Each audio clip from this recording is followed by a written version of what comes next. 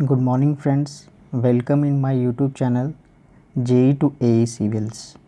Today I am going to discuss some MCQs which is basically of strength of material. I am taking this MCQ from Civil Services previous year examinations. This MCQ is very important for various state AE exams and upcoming ESE prelims exam. So now let's discuss. First question here is, a gradually applied load. First I have to change my color of pen. A gradually applied load W which is suspended by a wire rope AB and CD as shown in the figure. The wire AB and CD made up of same materials and same cross sections are connected to a rigid block from which the load W is suspended in such a way that both the ropes stretch by same amount. If the stress in AB and CD are P1 and P2 respectively, then the ratio will be. तो यहाँ पे question में देखिए क्या कह रहा है कि आपके पास दो वायर है, एक AB और एक CD, जिस पे एक सस्पेंडेड है आपका लोड W, इस तरह से कि AB में जो स्ट्रेस डेवलप हो रहा है वो आपका P1 है। तो स्ट्रेसेस इन AB आपका दिया हुआ है यहाँ पे P1 और स्ट्रेसेस इन CD दिया हुआ है आपका P2।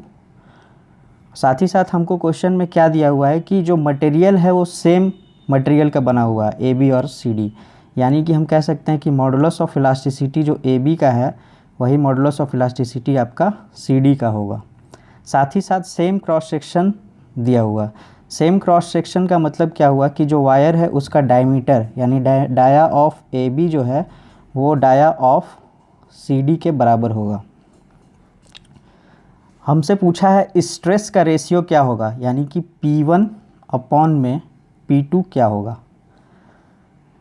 और क्वेश्चन में दिया हुआ है कि सेम अमाउंट ऑफ स्ट्रेच हो रहा है आपका दोनों वायर में। सेम अमाउंट ऑफ स्ट्रेच का मतलब है कि जो चेंज इन लेंथ आपका AB में होगा वही आपका चेंज इन लेंथ आपका CD में होगा।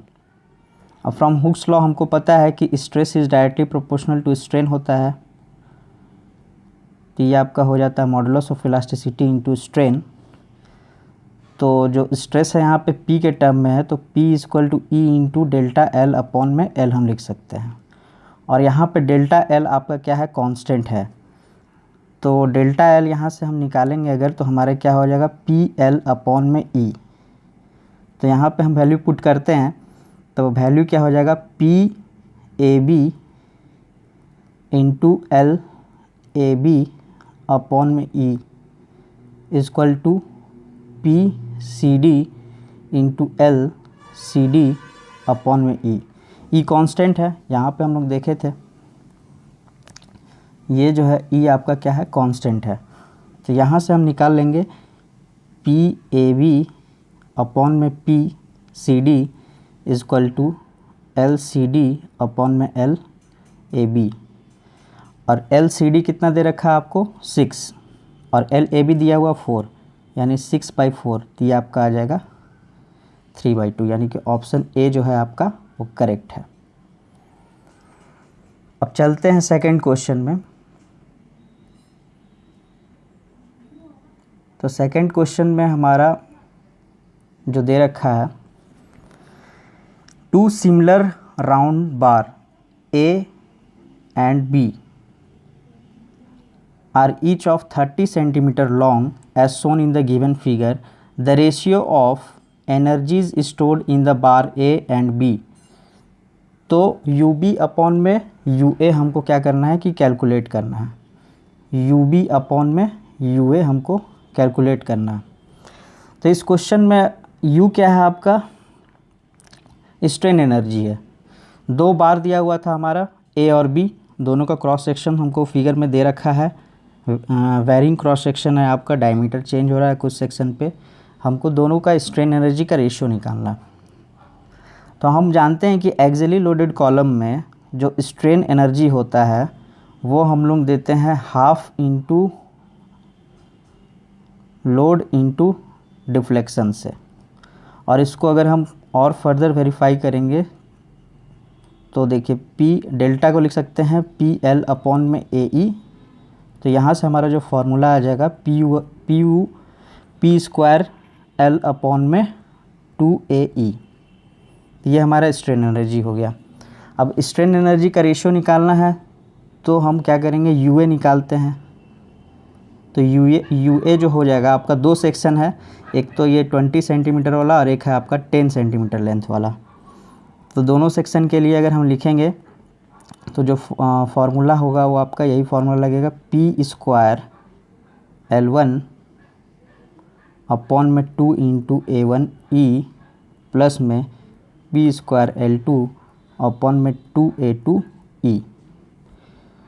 उसी तरह से सिमिलरली हम यू भी लिख सकते हैं, पी स्क्वायर L2, यहाँ पे देखिए ये आपका L1 हम माने हैं इसको, तो ये वाला L1 यहाँ पे हो जाएगा। L2 10 सेंटीमीटर को माने हैं तो यहाँ पे L2 10 सेंटीमीटर हो जाएगा। तो पी स्क्वायर L2 अपॉन में 2A1E प्लस में पी स्क्वायर L1 अपॉन में 2A2E, ये फार्मूला हो जाएगा। उसी तरह से यहाँ पे अगर हम बात करें तो ये हो गया आपका 4 सेंटीमीटर वाला A1 है, तो ये A1 हो जाएगा, और 2 सेंटीमीटर वाला A2 है तो ये आपका A2 हो जाएगा। इस तरह से हम you B by U A अगर निकालते हैं, you B by U A, तो आपका P कांस्टेंट है और E कांस्टेंट है, तो P और E तो आपका कैंसिल हो जाएगा। तो हम निकालते हैं, यू बी लिखेंगे तो क्या हो जाएगा आपका L2 बाई, और 2 भी कांस्टेंट है तो वो भी कट जाएगा, L2 बाई A1 प्लस में L1 बाई A2 अपॉन में, नीचे में यू ए लिखेंगे, यू ए हो जाएगा आपका L1 बाई A1 प्लस में L2 बाई A2। तो यहाँ पे हमारा A जो है उसको हम A को रिप्लेस कर देंगे π/4 d स्क्वायर से। तो π/4 तो कांस्टेंट है, सिर्फ डाया बचेगा। तो डाया के टर्म में अगर हम इसको लिखेंगे, रिप्लेस करेंगे, तो हमारा पुट कर देंगे वैल्यू L1 आपका 4 centimetre, L2 10 centimetre, D1 4 centimetre और D2 2 सेंटीमीटर। ये पुट करने के बाद यहाँ पे हम वैल्यू पुट करते हैं तो हमारा आ जाएगा 3/2। तो option A is correct.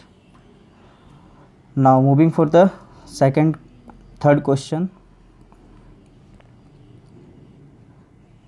Third question में हमारा जो दिया है, as that Young modulus of the steel is twice that of brass, यानी कि यंग मॉडुलस स्टील का जो है वो है 2 times that of brass. 2 bars of brass and a bar of steel of equal cross section form a single tension member with the help of rigid pin as shown in the figure. The shear in the pin will be। तो यहाँ पे अगर हम बात करें तो ये हमारा फिगर दे रखा है, और एक स्टील सेक्शन है, उसके ऊपर और नीचे एक ब्रास सेक्शन हमारा लगाया हुआ है, और दोनों कंबाइंड है वाया पिन। हमसे पूछा है कि जो पिन में शियर होगा वो कितना होगा अगर हम एक्सियली लोड P प्रोवाइड कर रहे हैं। तो यहाँ पे देखिए जो सेक्शन है इसको अगर हम थोड़ा सा डिटेल में देखें तो ये जो यहाँ पे लोड लग रहा है आपका इस तरह से, ये स्टील हो गया, ये ब्रास हो गया, ये ब्रास हो गया, तो ये जो P लोड है ये ब्रेक हो जाएगा यहाँ पे इस तरह से P/2 में।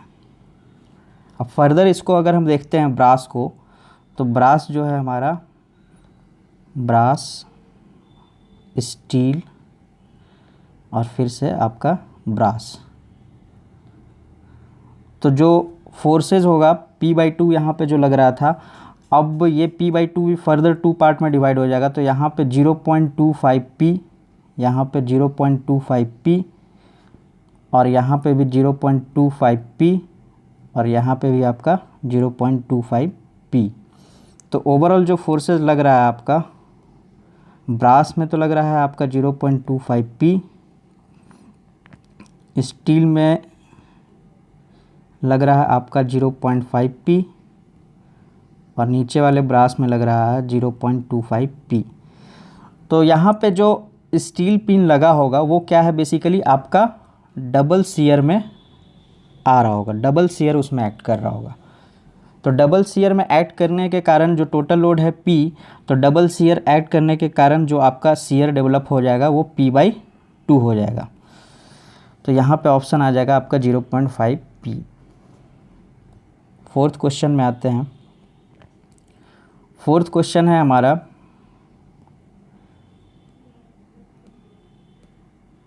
फोर्थ क्वेश्चन में एक टेपरिंग सर्कुलर बार दे रखा है जिसका डायमीटर D1 है एक साइड पे, और वो वेरी कर रहा है यूनिफॉर्मली, दूसरे एंड पे आपका डायमीटर है D2। इसका लेंथ L है और यंग मॉडुलस E है। इसको हम एक्सियल पुल P से सब्जेक्ट कर रहे हैं। तो हमको बोला है कि टोटल इलोंगेशन बताइए कि कितना होगा। तो ये हमारा कुछ इस तरह से है। यहाँ पे अगर हम बात करें, कुछ इस तरह से है कि यहाँ पे बनाते हैं।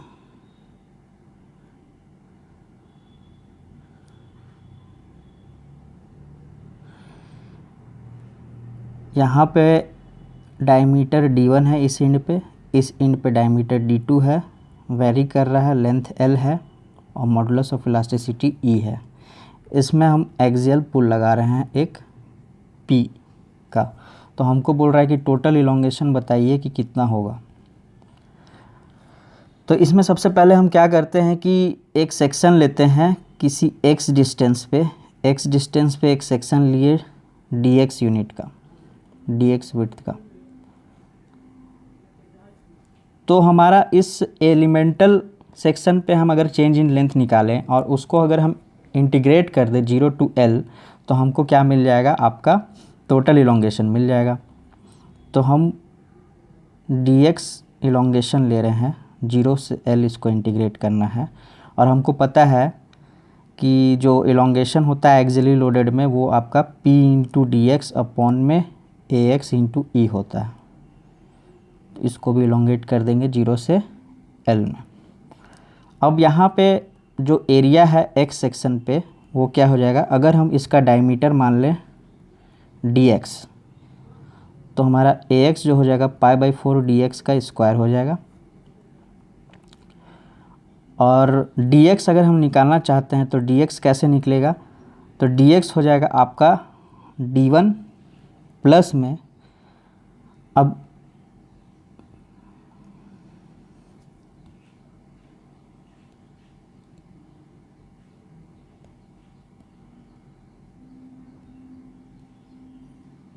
सॉरी यहाँ पे कुछ आते हैं, देखिए फिर से बताते हैं, यहाँ पे कुछ टेक्निकल इशू हो गया। इस तरह से बार है हमारे पास, ये हमारा D1 लेंथ है, ये हमारा D2 लेंथ है, D2 डायमीटर है, लेंथ है L, मॉडुलस ऑफ इलास्टिसिटी है E। तो हम बता रहे थे कि चेंज इन जो dx लेंथ पे अगर हम निकालेंगे तो 0 से L तक इसको इंटीग्रेट करना पड़ेगा P इंटू dx अपॉन में ax इंटू ई। तो ax हम क्या बोले कि ax यहाँ पे x डिस्टेंस पे एक से सेक्शन लिए dx विड्थ का, और ax हम निकालना चाहते हैं तो सर्कुलर सेक्शन है π/4 इंटू dx का स्क्वायर हो जाएगा। और dx हम निकालना चाहते हैं तो dx कैसे निकलेगा, तो यहाँ पे अगर हम देखें तो इस तरह से d1 तो होगा ही, प्लस ये जो लेंथ होगा, ये रिमेनिंग लेंथ जो है यहाँ से यहाँ तक, ये कैसे निकालेंगे, तो d2 माइनस में d1 अपॉन में L इंटू में x। ये आपका सिमिलर ट्रायंगल से आप निकाल सकते हैं इसको। अब इस ax को और dx को इस फार्मूला में पुट करके इंटीग्रेट करेंगे तो हमारा जो फाइनल एक्सप्रेशन आता है डेल्टा एल का, वो आपका होता है 4 अपॉन में pi into E into d1 d2। तो उस तरह से हमारा जो ऑप्शन हो जाएगा वो ऑप्शन बी सही होगा। अब आते हैं नेक्स्ट क्वेश्चन की ओर। नेक्स्ट क्वेश्चन है हमारा कुछ इस तरह से, a bar of uniform cross section of 400 mm square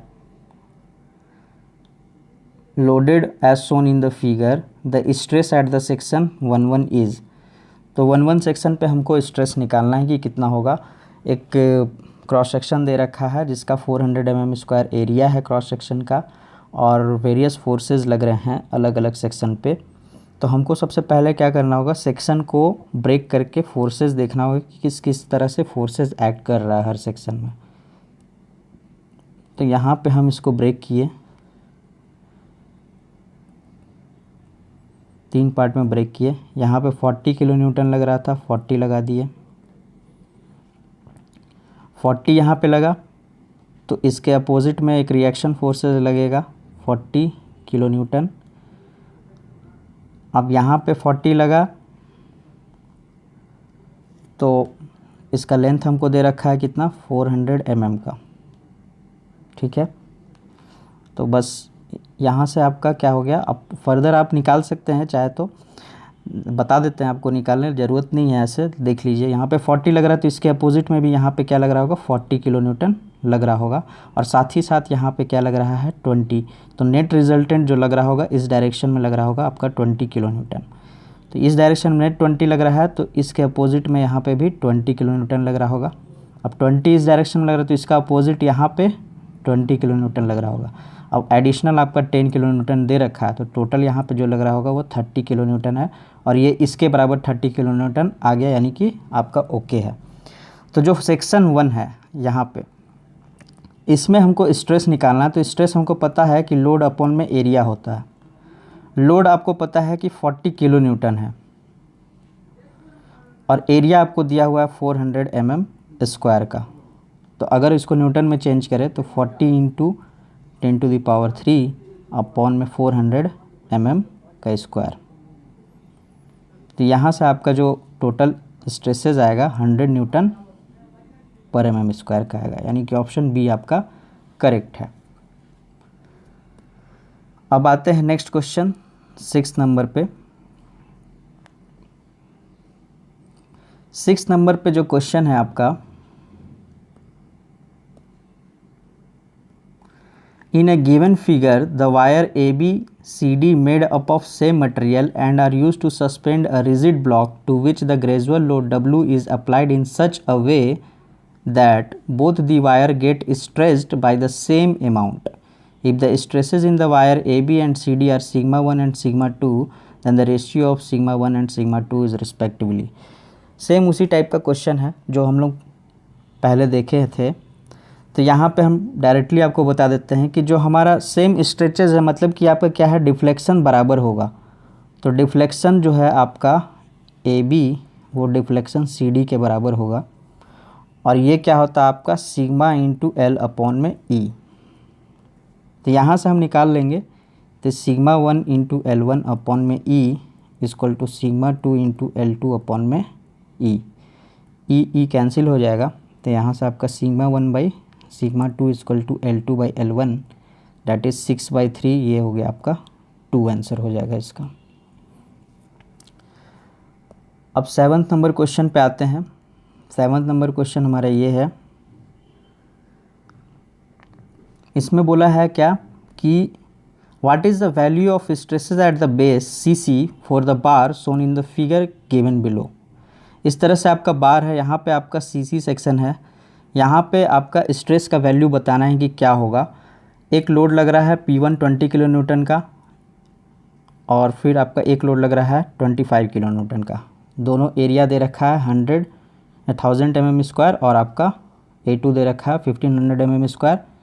यहाँ पे लेंथ दे रखा है आपका 400 mm दोनों का।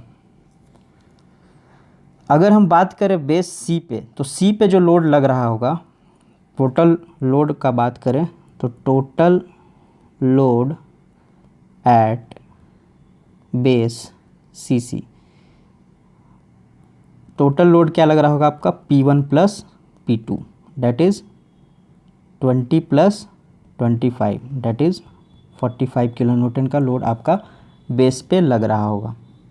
तो बस स्ट्रेस निकाल दीजिए।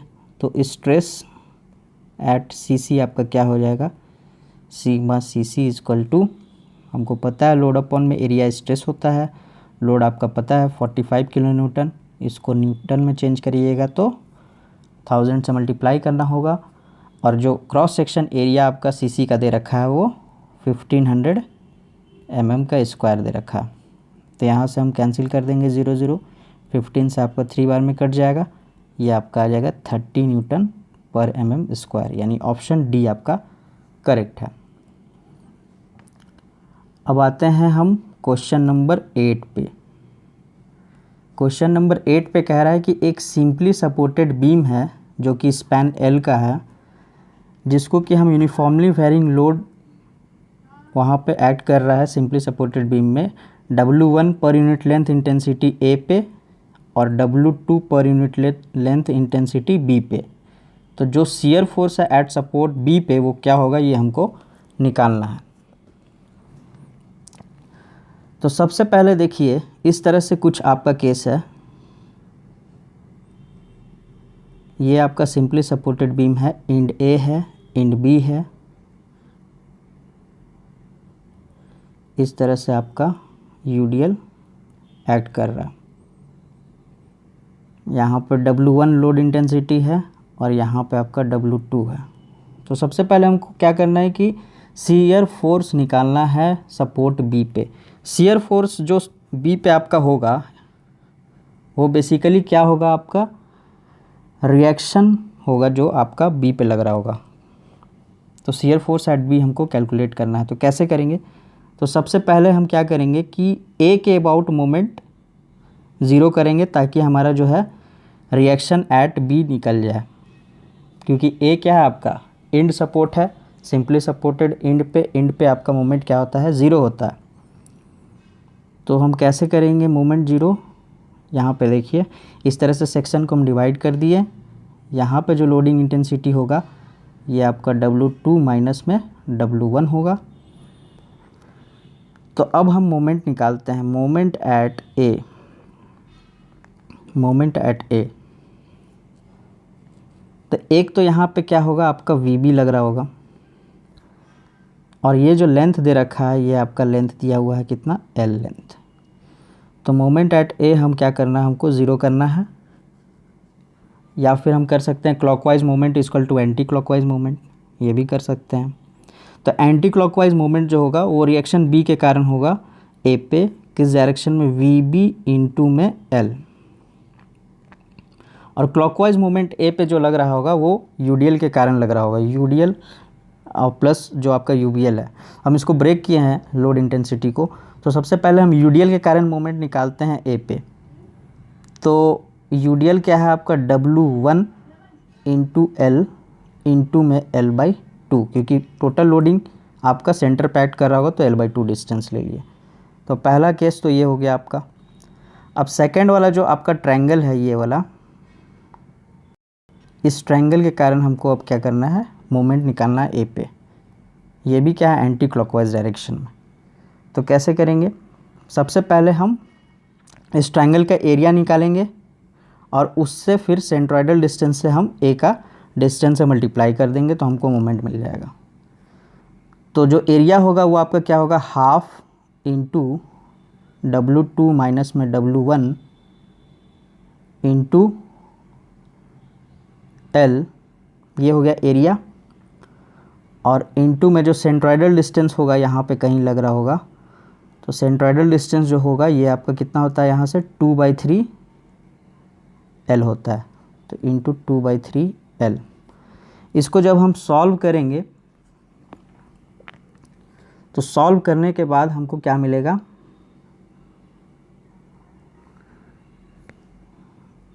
इस तरह से हम इसको सॉल्व करेंगे तो एक तो हो जाएगा VB equal to W1, L cancel कर दे रहे हैं तो हमारा W1 इंटू L/2 प्लस यहाँ से क्या आएगा, 2 से 2 हम कैंसिल कर सकते हैं, एक L आपका कैंसिल हो जाएगा तो बचेगा क्या आपके पास, W2 माइनस में W1 डिवाइडेड बाई 3।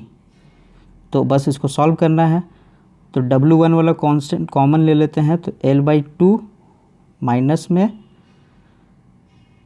L/3, यहाँ पे L भी है, और प्लस में W2 डिवाइडेड बाई 3। इसको सॉल्व करने के बाद हमारा क्या आ जाता है, W1 L divided by 6 plus W2 divided by 3। तो इस हिसाब से जो मेरा ऑप्शन आएगा वो आपका ऑप्शन सी सही हो जाएगा आंसर। इसके बाद आते हैं फ्रेंड्स नेक्स्ट क्वेश्चन पे, क्वेश्चन नंबर 9। क्वेश्चन नंबर 9 में कह रहा है कि the structure shown in the figure is stable if. तो हमारा इस तरह से स्ट्रक्चर दिया हुआ डायग्राम, तो ये स्ट्रक्चर स्टेबल कब होगा, हमको बेसिकली एक्स और वाई में रिलेशन निकालना है। तो सेक्शन कब स्पेशल होगा, स्टेबल होगा, जब आपका मोमेंट फ्रॉम लेफ़्ट साइड और मोमेंट फ्रॉम राइट साइड दोनों बराबर होगा। तो मोमेंट फ्रॉम लेफ़्ट साइड और मोमेंट फ्रॉम राइट साइड जब बराबर होगा तभी आपका ये सेक्शन स्टेबल होने वाला है। तो लेफ़्ट साइड से जो हमारा मोमेंट आएगा वो क्या आएगा, W इंटू x/2 यूडीएल है। W इंटू एक्स से टोटल लोड मिल जाएगा, वो सेंटर पैक कर रहा होगा तो इंटू x/2 डिस्टेंस मल्टीप्लाई कर देंगे तो मोमेंट फ्रॉम, हम कहाँ पे मोमेंट निकाल रहे हैं, इस पॉइंट पे निकाल रहे हैं। अब साइड में हम देखते हैं, राइट साइड से अगर निकालना है तो राइट साइड से कैसे निकालेंगे, तो 2W इंटू y/2। अब यहाँ से देखिए x से 2 से 2 कैंसिल हो जाएगा, W से W आपका कैंसिल हो जाएगा तो यहाँ पे बचेगा x², इस डायरेक्शन में बचेगा 2y²। तो आपका रिलेशन जो आएगा x equal to √2 into Y. इस हिसाब से आपका जो ऑप्शन है वो ऑप्शन डी करेक्ट हो जाएगा। अब चलिए फ्रेंड्स नेक्स्ट क्वेश्चन पे, हमारा नेक्स्ट क्वेश्चन है ये क्वेश्चन नंबर है 10। क्वेश्चन नंबर 10 में कह रहा है कि ABCD एक बीम है जिसका कि लेंथ 5L है, जो सिंपली सपोर्टेड है B और C पे। BC का लेंथ जो है आपका L है, हैविंग 2 इक्वल ओवरहैंग, 2 ओवरहैंग हमारा, एक AB और एक आपका CD है, दोनों का लेंथ 12 दे रखा है। Through out span uniformly distributed load लगा हुआ है जिसका कि इंटेंसिटी है P पर यूनिट लेंथ का। तो हमको बताना है कि पॉइंट ऑफ कॉन्ट्राफ्लेक्सर कहाँ पे ऑकर कर रहा होगा। तो सबसे पहले तो देखिए फ्रेंड्स, जो हमारा ऑप्शन है at B and C at mid span of BC nowhere in the beam at the mid point of AB and CD। तो पॉइंट ऑफ कॉन्ट्राफ्लेक्सर बेसिकली वह पॉइंट होता है जहाँ पे बेंडिंग मोमेंट का जो हम लोग डायग्राम बनाते हैं, तो या तो बेंडिंग मोमेंट का डायग्राम 0 हो या फिर आपका कर्वेचर चेंज हो रहा हो। अब पॉइंट ऑफ इन्फ्लेक्शन एक होता है, पॉइंट ऑफ इन्फ्लेक्शन बेसिकली आपका जो डिफ्लेक्शन डायग्राम बनाते हैं, तो डिफ्लेक्शन डायग्राम में जो डिफ्लेक्शन कर्व होता है, डिफ्लेक्शन कर्व में जो कनकेविटी कन्वेक्सिटी जहाँ पे कर्व का चेंज हो रहा होता है, उस पॉइंट को पॉइंट ऑफ इन्फ्लेक्शन कहते हैं। तो सबसे पहले हम लोग क्या करेंगे कि इसका बनाना पड़ेगा हमको bending moment diagram. Bending moment diagram बनाइएगा तभी आपका यहाँ पे आंसर आने वाला है। तो सबसे पहले क्या करेंगे, बेंडिंग मोमेंट डायग्राम बनाने के लिए हमको क्या करना पड़ेगा कि रिएक्शन निकालना पड़ेगा। तो रिएक्शन हम मान लेते हैं कि यहाँ पे RB होगा और यहाँ पे RC होगा। तो समेशन ऑफ FY यानी कि summation of all the forces in Y direction हम 0 करते हैं तो उस हिसाब से हमारा R B plus R C upward equal to downward कर देते हैं। तो डाउनवर्ड क्या है आपका पी है, तो मान लेते हैं इसको हम डब्लू ले लेते हैं फॉर सेक ऑफ कन्वीनियंस। तो डब्लू पर मीटर लेंथ अगर यूडीएल लग रहा है तो डब्लू इंटू 5L। और दूसरा क्या है आपका आर ए, सिमेट्री से हम जान रहे हैं कि आर बी जो है वो आर सी के बराबर होगा, जो कि आपका कितना आ जाएगा W into 5L divided by 2 यानी 2.5 WL। अब मोमेंट एट बी निकाल लेते हैं। तो मोमेंट एट बी जो है वो आपका कैसे निकलेगा, मोमेंट एट बी निकालना है तो लेफ़्ट साइड या राइट साइड से आप निकाल सकते हैं। तो लेफ़्ट साइड से देखिए फ्रेंड्स आसान होगा, एंटी क्लॉकवाइज मोमेंट लग रहा है तो हम क्या करेंगे निगेटिव लेंगे। तो minus W into 2L divided by 2 square में।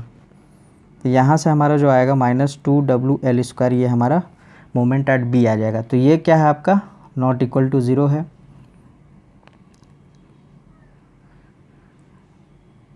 अब हम क्या करेंगे कि मिड पॉइंट ऑफ बी और सी या मिड पॉइंट ऑफ बीम हम निकाल के देखेंगे।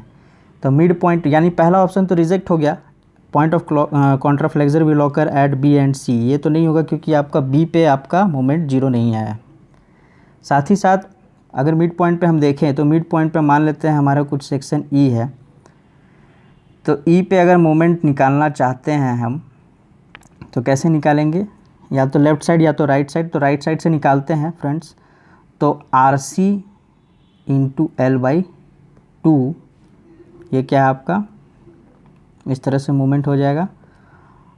और साथ ही साथ माइनस में आपका आएगा जो लोड इंटेंसिटी W इंटू यहाँ से यहाँ तक का डिस्टेंस हो जाएगा आपका 2L प्लस L बाई 2 यानी कि 5L बाई 2। तो minus W into 5L square divided by 2। तो यहाँ से इसको अगर आप सॉल्व करिएगा, आरसी का वैल्यू आप पुट कर दीजिएगा 2.5 WL, तो यहाँ पे जो हमारा वैल्यू आएगा मोमेंट एट ई वो आपका -1.875 WL² आ जाएगा। ये भी आपका क्या है नॉट इक्वल टू 0 है, यानी कि मिड पॉइंट पे भी नहीं होगा।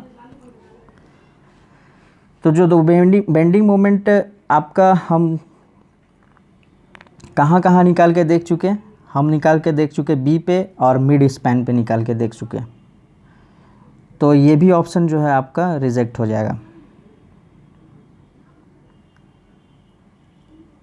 अब हम दूसरा चौथा ऑप्शन एलिमिनेट कर सकते हैं। कैसे एलिमिनेट करिएगा, तो देखिए जब इसका बेंडिंग मोमेंट डायग्राम बनाइएगा इस बीम का, तो कुछ इस तरह से आपका बनेगा।